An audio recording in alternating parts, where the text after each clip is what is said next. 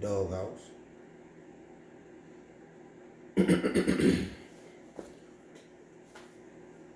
So today, saying the Black Ops Band, or if you know anything about it, you've been paying attention, you know that Black Ops is the very purpose of it stands for Building Leaders and Creating Kings Operation by building national development over generations. Let me say it again for y'all. Building Leaders and Creating Kings Operation by building a national development over generation. And ultimately what that means is, what originally meant was dealing with the youth, bringing them up in a manner that they eventually see themselves as kings. They walk like that. They walk with that authority. To be treated like a king, you must act as such. Be royal in your own fashion. You understand what I'm saying? So that's ultimately what the original purpose of it was. And then I actually seen the necessity for, it's not just the young boys now. Of course, it's important to get the young boys involved. You understand what I'm saying? Show them their purpose. Show them their way. Show them, give them their strength. Let them see what it is to be a man. Let them see what it is to be hard. Let them see that you don't have to be in the street to be considered a warrior, especially a warrior king. You understand what I'm saying? Let them see it's a different path that they don't necessarily have to go down the popular path all the time to be successful. They don't have to go down the popular path all the time to be impactful in their communities. But I realized again, and this was the point I was making, I realized that it's not just for the young men. We need it for some of our older men as well, because some of them either are lost all in general, or either they started off as those same young men, and for whatever the reason, they still never had somebody or individuals in their lives to truly foster that, or they have it together. They had fathers and men in their lives and things of that nature, and somehow things just slipped away from them. All too often, things slip away from you. And bigger than that, whether things slipped or not, this is just a band of brothers. A band of brothers, young men and older. A band of brothers that's coming together to hold each other accountable. To hold each other accountable on so many different levels. So with all of that being said, that's the purpose of building leaders and creating kings. You understand what I'm saying? Building leaders and creating kings, because some of us don't know that we are royal. Some of us don't know that we are kings. Some of us don't say it like that, or oftentimes some of us may say it. We may profess it out of our mouth, but then we don't walk in that royalty. We don't walk in that royalty, and that becomes a problem for us. So today the question is, when are we going to truly walk in that royalty? When are we going to make the conscious decision to truly walk in that royalty? This is us. This is our lives. This is who we are. Warriors, kings, scholars. That's what it's about. That's what life is about. You know, like, it's a fine line, and I had to realize this, between being tough or rough and really being hard. Because see, what I realized is a lot of those guys in the streets, they got a lot of toughness. Their mentality is slightly different. You understand what I'm saying? Because it's a hard atmosphere. You have to be hard in that atmosphere. But in the same sense, when you come from that environment, then you truly able to discern and decipher who's who. And see who really, you just in the street. You're not really tough. Some of them is not for them in general. Some of them are just hustlers. Some of them are just hustlers. They got luck at getting money. Some of them don't have no luck at staying home though. They're constantly in and out of prison, which is also another environment that makes you rough, that makes you tougher. It forces you to be a little harder. But then as I get older, I realize that that's not necessarily, to me, what a hard man is. A hard man is somebody with skills. Skills to pay the bills. Somebody with skills that can take their families and their communities to the next level. Somebody that consciously think about taking their families to the next level. Think about taking themselves to the next level, and then ultimately taking their families to the next level. This is what a man is. This is what a hard man is. Somebody that's dedicated to that. The blue collar, bare knuckle, hard working man. That's a hard man. We used to have, we used to have examples of that. And don't get it misconstrued. There are pockets of men, but we used to have them in front of us all the time. Men with those skill sets.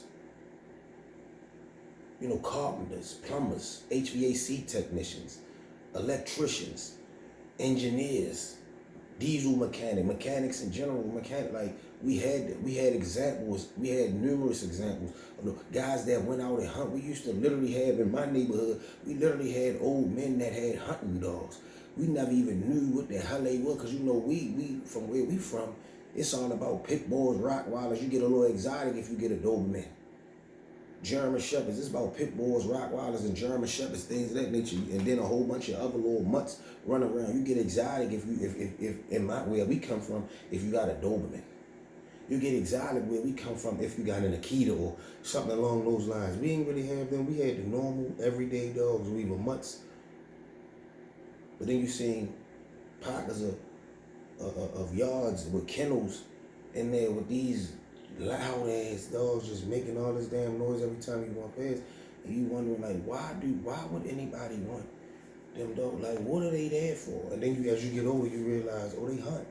They hunting dogs still never truly know what they was, and then you see on certain early morning Saturdays and things of that nature, them coming back, or Saturday evenings, them coming back with bags of squirrel hides and rabbit hides and bags of squirrels and rabbits and raccoons and things of that nature that they didn't caught, and they didn't went and did a long day of hunting, and you realize, okay, this is what they were doing it for.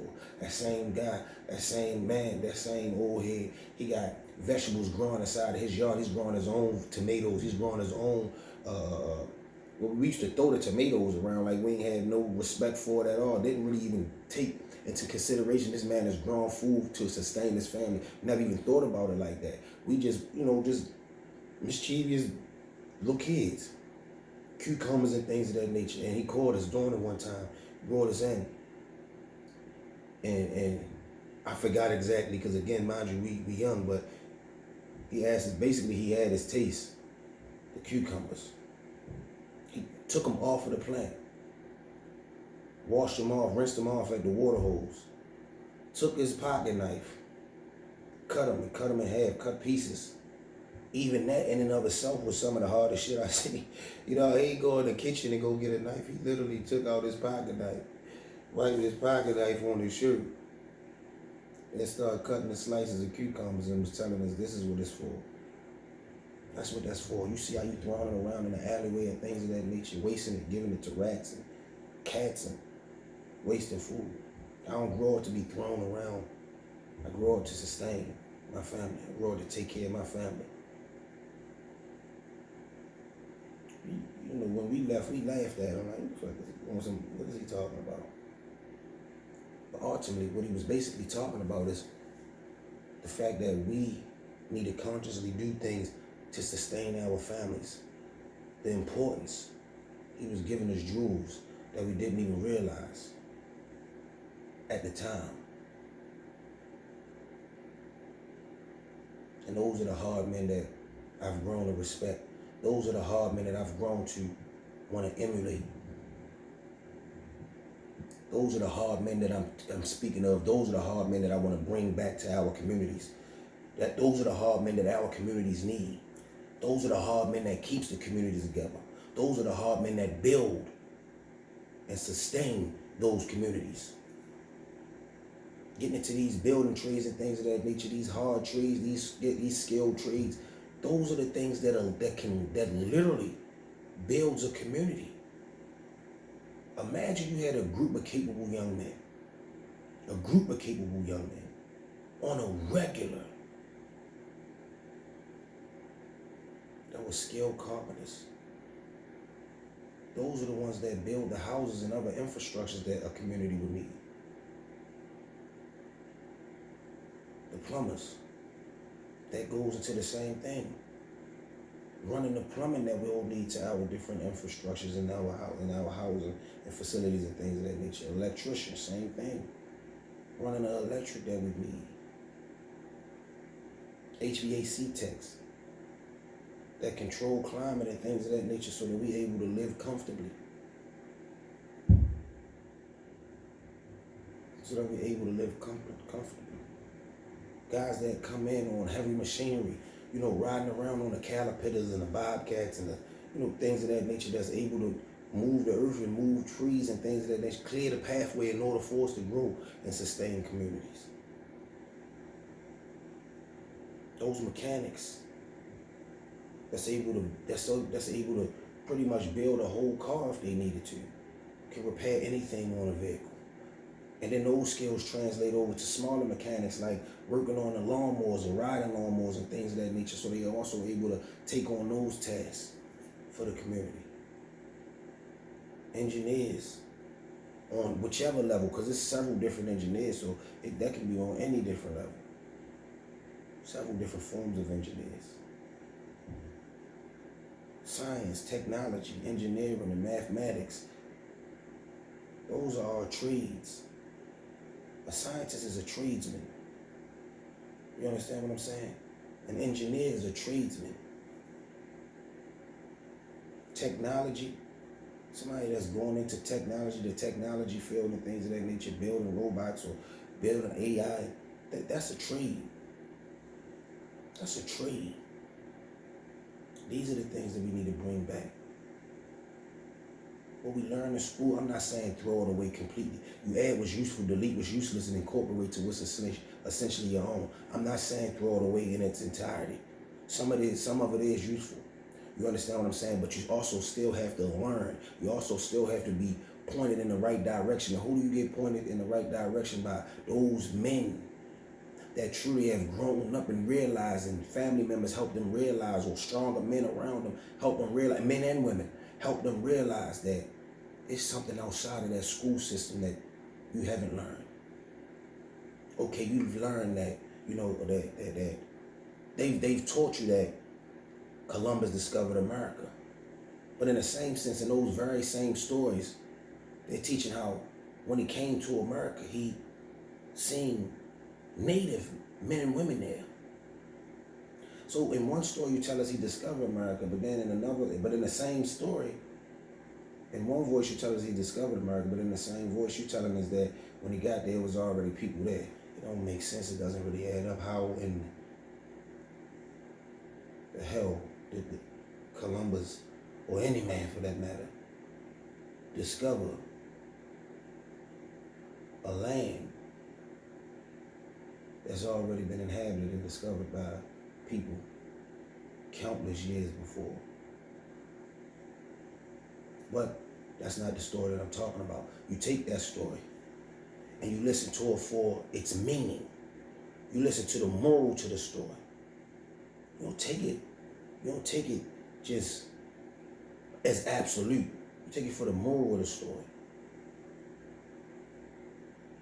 Bottom line is, he came over, he conquered. It was dirty, it was disgusting. But he came over and he conquered. So he changed the narrative. You conquer your own lands within your right.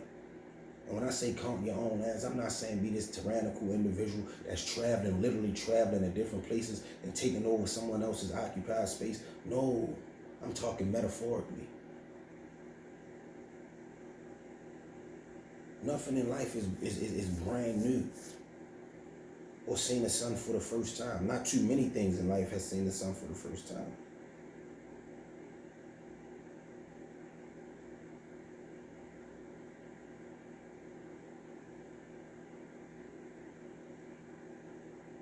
This is we live in a time where it's okay. If this is somebody else's lane, you know how people say stay in your lane. How do you know this ain't my lane and I might not be better? You understand what I'm saying? If everybody felt like that, it would have stopped with Michael Jordan. It would have stopped even before Michael Jordan. Kids came out wanting to be like Michael Jordan, and then when they came out, a lot of those kids, guess what? Eventually became a little better.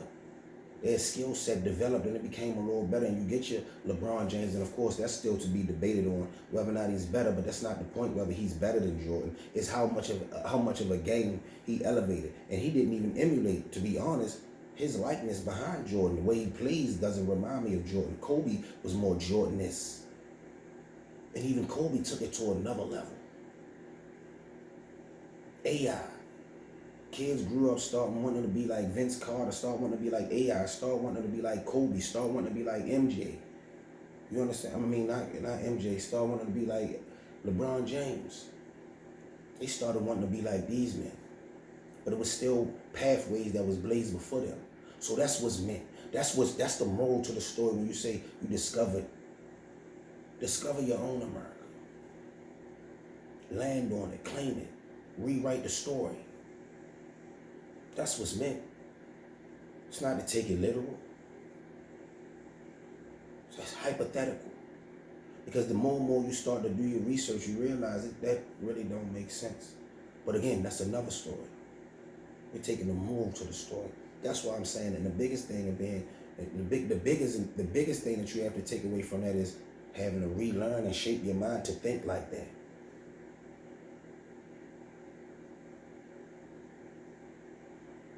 Having to relearn and shape your mind to think like that. And that's by truly establishing who you are. Understanding who you are. Grasping a firm understanding of who you are. Taking yourself back to school. Taking yourself to school. Not school. Not not SHCOOL. But SKUW. School. SKUW. Self-knowledge, understanding, and wisdom. School. Self-knowledge, understanding, and wisdom. Knowledge, understanding, and wisdom. There cannot be one without the other. You cannot reach one without the other. It's a pyramid. But you have to reach those levels. You first gain knowledge of a thing.